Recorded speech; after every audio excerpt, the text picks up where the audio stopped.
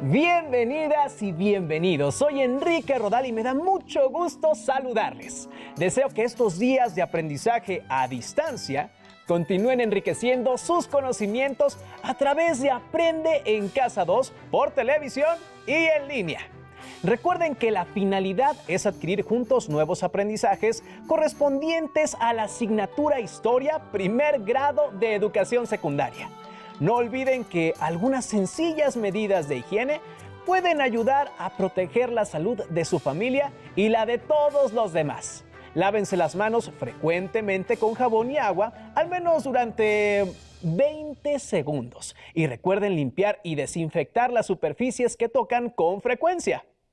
Hoy nos acompaña la maestra María de Lourdes Garduño Rodríguez, que imparte la asignatura Historia en Secundaria Técnica. Bienvenida, maestra. Muchas gracias. Bienvenidas y bienvenidos nuevamente a este su espacio, donde haremos nuevos e interesantes descubrimientos. La sesión de hoy lleva por título El nacimiento de las 13 colonias. Como se muestra en la pantalla, nuestro propósito consiste en reconocer los orígenes del establecimiento de las 13 colonias de Norteamérica y su organización política, económica y social. Estén muy atentos porque lo que aprenderemos a lo largo de la sesión será de gran utilidad para lograr el propósito de la sesión. También vamos progresivamente a contestar las siguientes preguntas guía. 1. ¿Cómo y cuándo nacieron las 13 colonias? 2. ¿Dónde se encuentran ubicadas? Y 3. ¿Cómo fue su organización política, económica y social? Serán la guía de la sesión, como también nos servirán para iniciar con el reto de la semana, que consta de un diagrama episodio, que es funcional para observar de manera sintética la totalidad de datos importantes de un proceso histórico, de manera organizada, como lo es la independencia de las 13 colonias, que se continuará estudiando en las sesiones siguientes. Antes de iniciar, les recuerdo la importancia de participar en las actividades planteadas a lo largo de la sesión y preparar el siguiente material: lápiz o bolígrafo, colores, cuaderno u hojas blancas para que puedan anotar las ideas principales, así como las preguntas y reflexiones que surjan a lo largo de esta sesión. Recuerden consultar su libro de texto de historia, pues es su principal fuente de consulta. El tema de hoy podrán encontrarlo en el bloque 1. ¿Todo listo? ¡Pues comenzamos! Les voy a pedir que anoten en su cuaderno las siguientes 2 preguntas que nos permitirán guiarnos. ¿Cómo y cuándo nacieron las 13 colonias? ¿Dónde se encuentran ubicadas? Muy bien, Enrique. ¿Qué te parece si vamos dando respuesta al cómo, cuándo y dónde nacieron las 13 colonias? Hemos de mencionar que el nombre 13 colonias se le ha dado a los territorios de Inglaterra en el Atlántico Norte y desde el establecimiento de los primeros colonos británicos. Número 1. Virginia. Fue el primer asentamiento de la colonia inglesa en 1607, liderada por John Smith.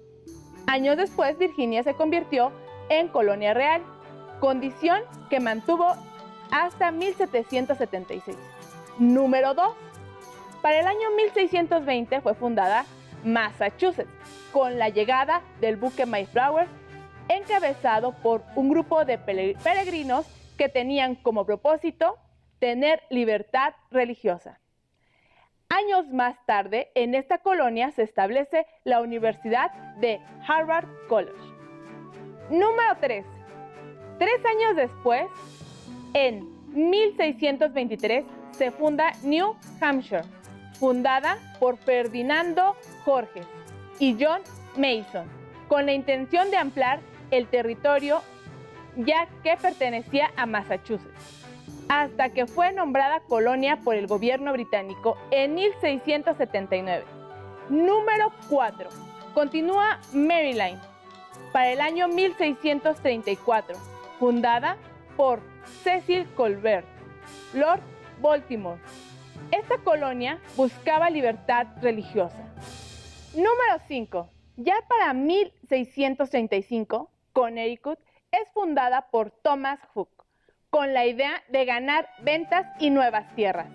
Connecticut fue legalmente reconocido como colonia inglesa en 1662.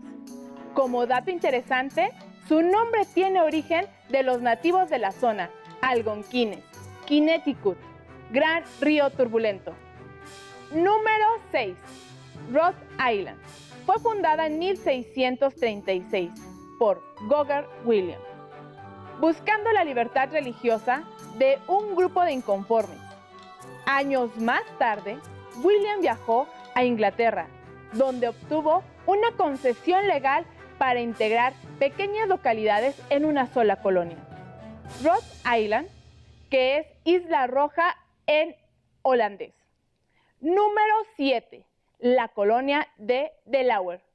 Se fundó en 1638. Los suecos realizaron asentamientos permanentes en Wilmington, bajo la dirección del holandés Peter Minuit. Número 8. Carolina Norte. Para el año 1653, un grupo de colonos provenientes de Virginia formaron asentamientos en Carolina Norte para ganar comercio y vender tierras. Número 9. Llegan ingleses a establecerse de forma permanente en Carolina Sur en el año 1670, bajo la supervisión de 8 aristócratas propietarios de los muchos territorios. La concesión original de Carolina Sur era mucho más extensa, pero al definir límites con Carolina Norte y Georgia, redujo su territorio. Número 10. New Jersey se funda en 1664 con el barón John Berkeley y Sir George Carteret, haciendo de New Jersey una propiedad privada el 23 de junio de 1664, con el propósito de ganar nuevos territorios. Número 11. Originalmente, New York fue fundada como una colonia holandesa llamada New Amsterdam en 1624. Pronto sería conquistada por los británicos en 1664. La presencia dual de colonos, tanto holandeses como ingleses, dio paso a una serie de conflictos que duraron hasta el siglo XVIII. Número 12. Pensilvania. Fue fundada por William Penn en 1681 y se caracterizó por su tolerancia a la religión, que era muy atractivo para atraer migrantes al Nuevo Mundo. Por último, número 13, la colonia de Georgia, que fue fundada en 1732 por James Oglethorpe, un soldado, político, filántropo y que había recibido un poder para apoderarse del territorio a nombre de la Gran Bretaña. El nombre de Georgia fue en honor al rey George II. Georgia fue la última de las 13 colonias británicas establecidas en América del Norte.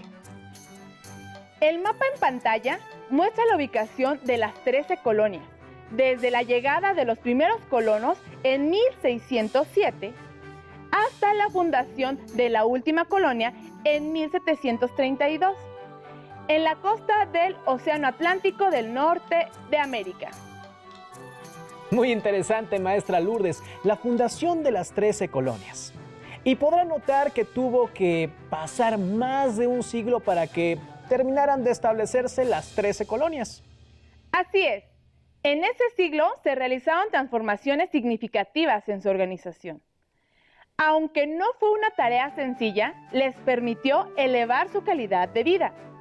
Los invito a ver el siguiente video, donde podrán reconocer el tipo de organización, política, económica y social de los colonos de las 13 colonias. Presten atención, pero antes anoten en su cuaderno la tercera pregunta guía. ¿Cómo fue su organización política, económica y social? También podrán encontrar elementos que sean importantes en el reto de la semana. ¡Adelante! Soy Abigail Cabot. Estamos en el año 1776 y vivo con mi familia en el puerto de Boston. Cuando a finales del siglo XV, el genovés Cristóbal Colón, ayudado por la corona española, arribó al nuevo continente, probablemente no imaginó que pocos años después, Enrique VII, el rey de Inglaterra, enviaría a otro genovés, Giovanni Caboto, para explorar y ocupar tierras con la bandera inglesa. A partir del siglo XVII, Inglaterra concedió a compañías que quisieran hacerlo el derecho a colonizar los territorios recién descubiertos, como la Compañía de la Bahía de Massachusetts, que envió 17 barcos con casi 1000 personas para colonizar tierras americanas. Con esto, Inglaterra pretendía obtener productos coloniales y disponer de un nuevo mercado para sus exportaciones. En 1700, nuestro antepasado, John Cabot, emigró de Inglaterra a Salem, Massachusetts. Él y sus hijos se dedicaron a los embarques de mercancías, una de las actividades comerciales más prósperas en Boston durante el siglo XVIII. Y gracias a eso, lograron ser una de las familias más ricas del puerto. Mi esposo James, mi hija Ana y yo somos colonos en esta nueva ciudad. Nos dedicamos al comercio y a preservar las costumbres de la sociedad inglesa. La educación es algo muy importante.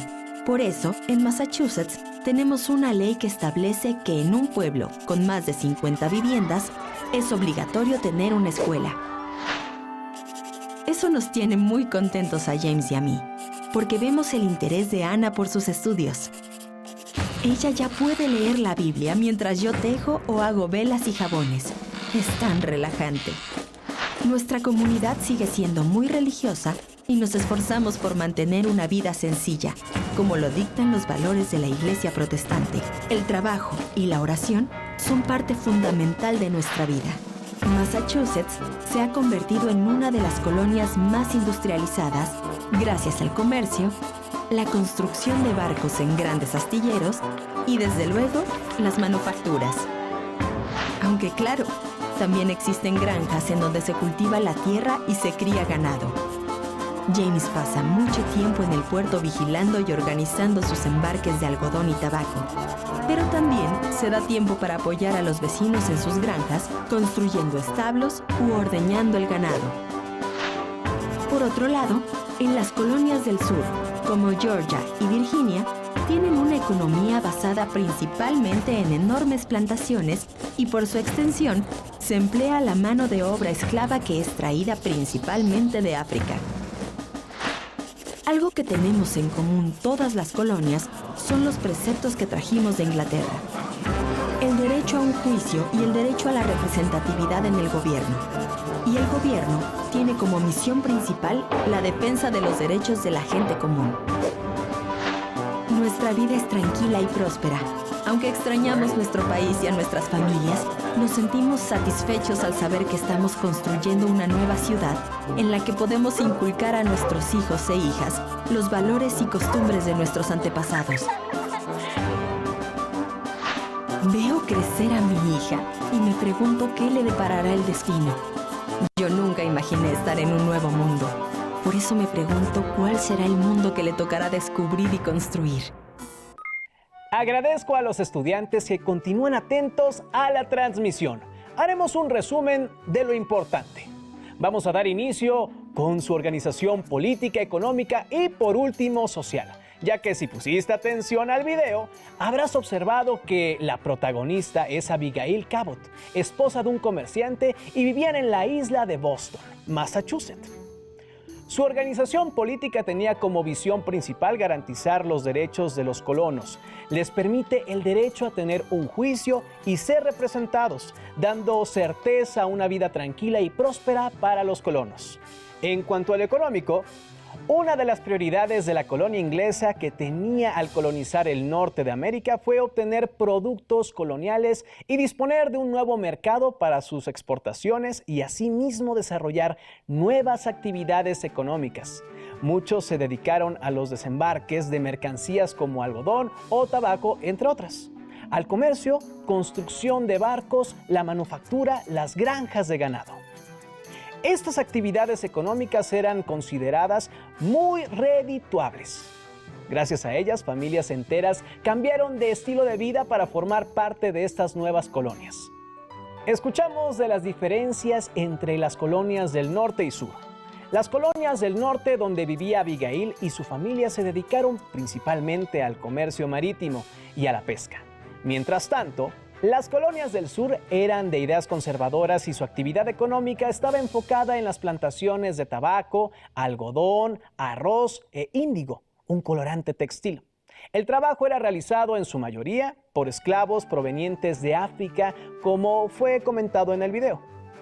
En cuanto a lo social, la educación fue un gran logro para los colonos. El predominio de religiones protestantes que exigían leer e interpretar la Biblia y la necesidad de trabajar de las familias impuso crear escuelas en casi todos los pueblos, apoyadas por los vecinos.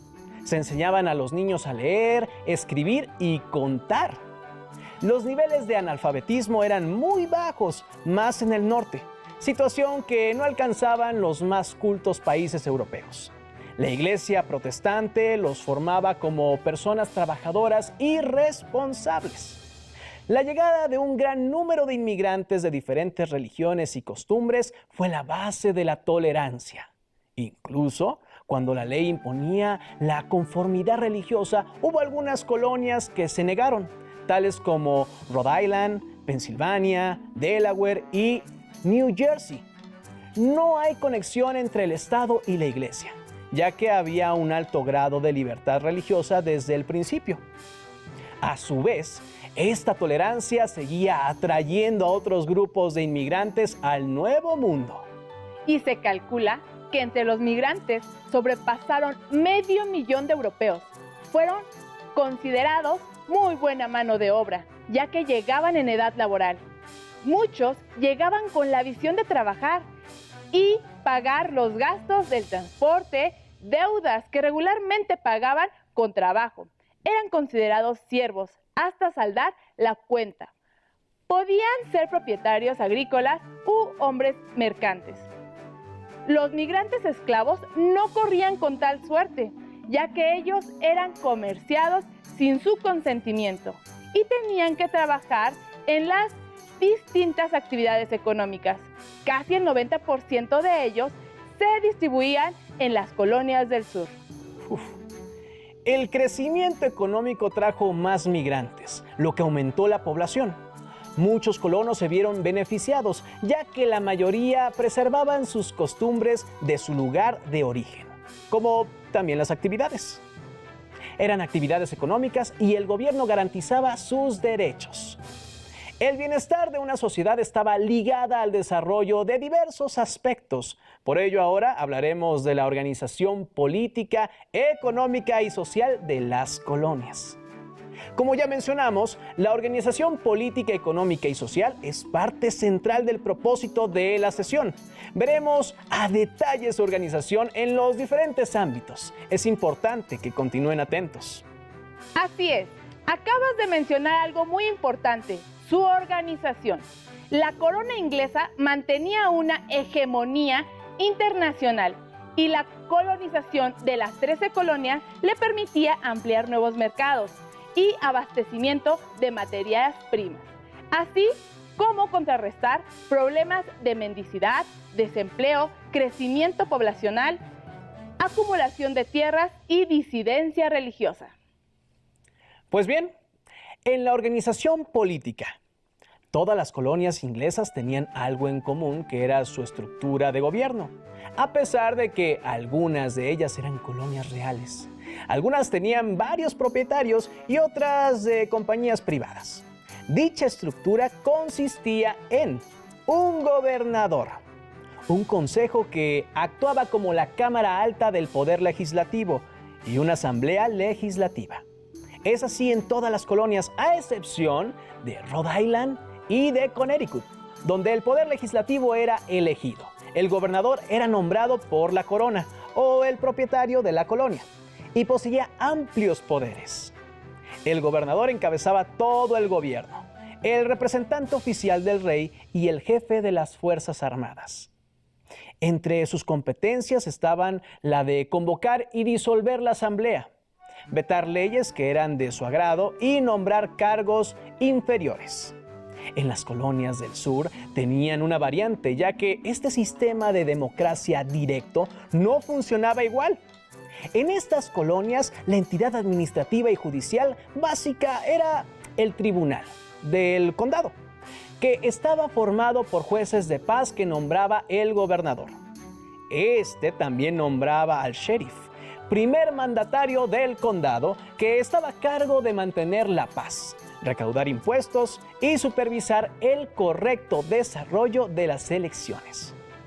En cuanto a la economía, las colonias del norte y sur estaban motivadas por prácticas comerciales y vinculadas por el llamado acuerdo colonial, que los obligaba a proporcionar materias primas a Inglaterra a cambio del derecho a aceptar sus productos manufacturados.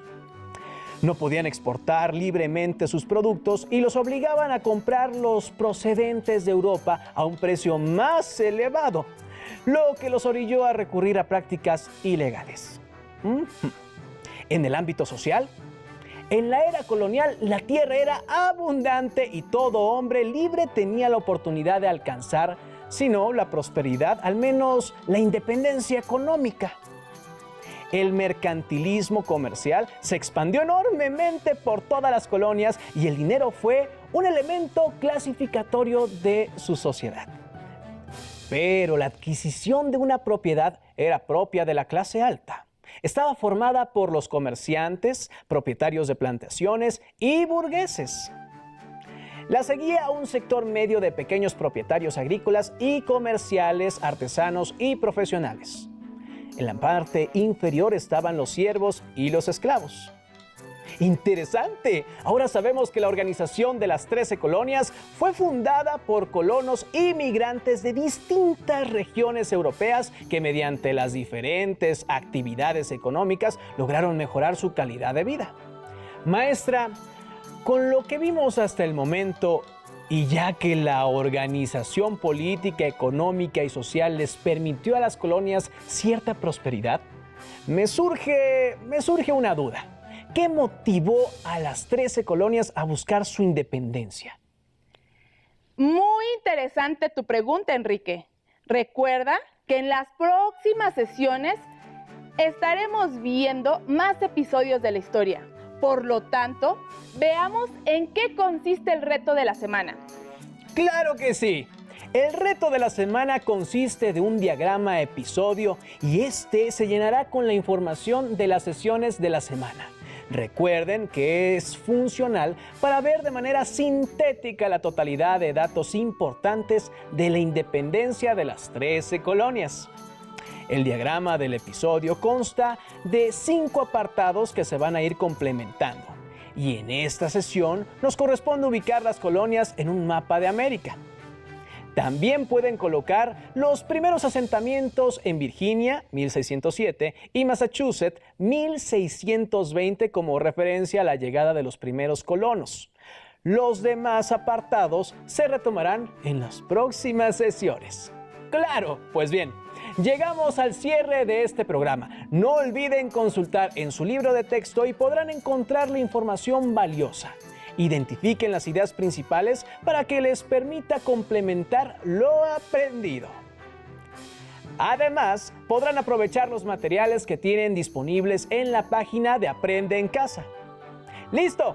Terminamos por hoy, aunque aún nos queda mucho por conocer y explorar.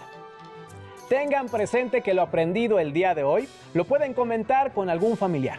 La comunicación e intercambio de ideas les permitirá reflexionar y llegar a importantes conclusiones.